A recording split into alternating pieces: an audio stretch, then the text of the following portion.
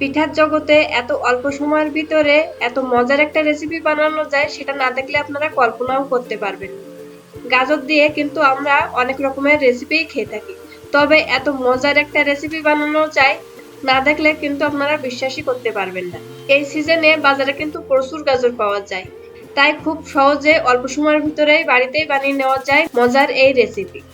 এটাই একবার বানিয়ে খেলে আপনারা বুঝতে পারবেন এটা কতটা টেস্টি হয়। নমস্কার, আমি সুস্মিতা। ট্র্যাডিশনাল ডিশের আরো একটা নতুন রেসিপিতে আপনাদের স্বাগত। গাজরের এই পিঠা বানানোর জন্য দুইটা মিডিয়াম সাইজের গাজর ধুয়ে পরিষ্কার করে আমি এরকম ছোট ছোট করে কেটে নিয়েছি। গাজর দুইটা এরকম ছোট ছোট আর হালকা করে কেটে নিয়েছি, এতে করে পেস্ট করতে সুবিধা হবে। এবার গাজরগুলো পেস্ট করে নেব। এই গাজরের সাথে দিয়ে দিচ্ছি সামান্য পরিমাণে জল, এতে করে গাজরের পেস্টটা একদম মিহি করে বানিয়ে নেওয়া যায়। গাজরের পেস্টটা বানিয়ে নিয়েছি, দেখুন গাজরের পেস্টটা একদম পারফেক্ট হয়েছে।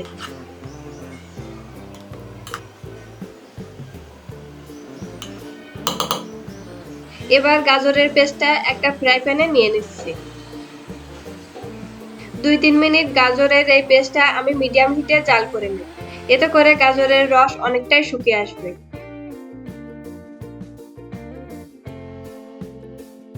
তারপর দিয়ে দিচ্ছি সামান্য লবণ।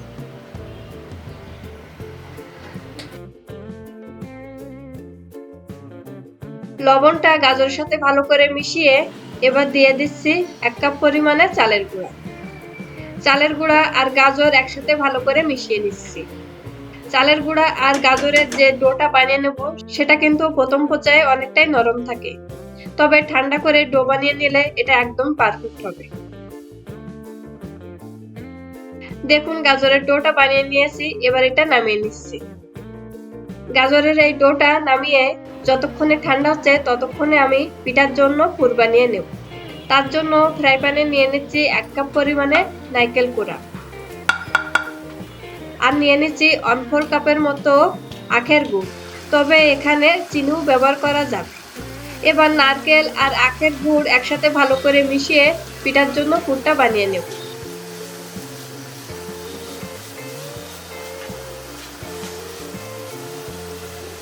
পিঠার জন্য পুর বানানোর সময় 1 চামচ দিয়ে দিচ্ছি চালের গুঁড়া, এতে করে পুরটা অনেকটাই আঠালো হবে আর খেতেও কিন্তু ভালো লাগবে। তারপর পুরটা যখন এরকম লাল লাল আর ভাজা ভাজা হয়ে আসবে তখন পুরটা আমি নামিয়ে নিচ্ছি। এবার পিঠার জন্য ডোটা বানিয়ে নেব। সেটা হাত দিয়ে মেখে এরকম সফট একটা ডো বানিয়ে নিয়েছি, তবে আপনাদের কাছে এই ডোটা যদি একটু নরম মনে হয় তবে এর সাথে আরো অল্প একটু চালের গুঁড়া মিশিয়ে এরকম সফট একটা ডো বানিয়ে নেবেন। এবার এই ডো থেকে ছোট ছোট গুটি কেটে নিচ্ছি। পিঠার জন্য এই গুটিগুলো বেশি বড় না আবার বেশি ছোটও না, এমন ভাবে কেটে নিয়েছি।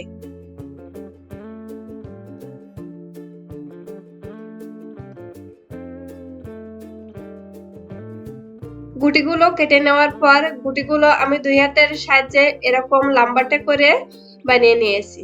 প্রত্যেকটা গুটি একইভাবে বানিয়ে নিয়েছি। এবার পিঠাগুলো বানিয়ে নেব। তার জন্য একটা গুটি নিয়ে 2 হাতের সাহায্যে এরকম হাত দিয়ে চেপে চেপে লুচির মতো বানিয়ে নিয়েছি। তারপর এর ভিতরে নারকেলের সেই পুরটা দিয়ে দিচ্ছি। এবার পিঠার এই 2 মাথা চেপে চেপে ভালো করে লাগিয়ে নেব, এতে করে পিঠাগুলো যখন তেলে ভেজে নেব তখন আর খুলে যাওয়ার সম্ভাবনা থাকে না। পিঠার 2 সাইড ভালো করে চেপে চেপে লাগিয়ে নেওয়ার পর এবার একটা সরনা দিয়ে পিঠার উপরে এরকম ডিজাইন করে নিচ্ছি। পিঠার এই ডিজাইন করাটা কিন্তু খুবই সহজ, যে কেউ একবার দেখলেই এই পিঠার ডিজাইনটা করে নিতে পারবে। আপনারা একটু খেয়াল করে দেখলে বুঝতে পারবেন এই পিঠার ডিজাইনটা কতটা সহজ। এইভাবে খুব সহজে আমি প্রত্যেকটা পিঠা বানিয়ে নিয়েছি, আর এই পিঠাগুলো দেখতে কিন্তু খুবই সুন্দর লাগে।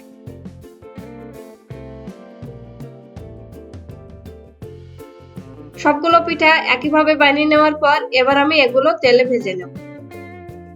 পিঠাগুলো ভেজে নেওয়ার জন্য আগে থেকেই একটা কড়াইতে পরিমাণ মতো তেল দিয়েছি। তারপর তেলটা যখন গরম হয়ে আসবে তখন কড়াইয়ের এক সাইড থেকে একটা একটা করে পিঠা তেলে দিয়ে দিচ্ছি।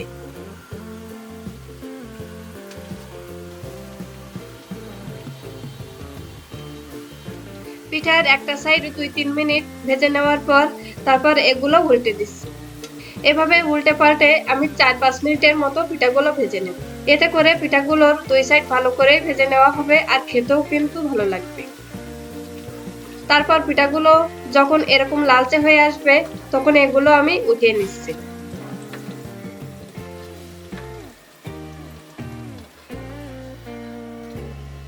এইভাবে খুব সহজে কিন্তু এই গাজরের পিঠাগুলো বানিয়ে নেওয়া যায়। আপনারা বাড়িতে অবশ্যই একবার হলেও ট্রাই করে দেখতে পারেন এই পিঠা।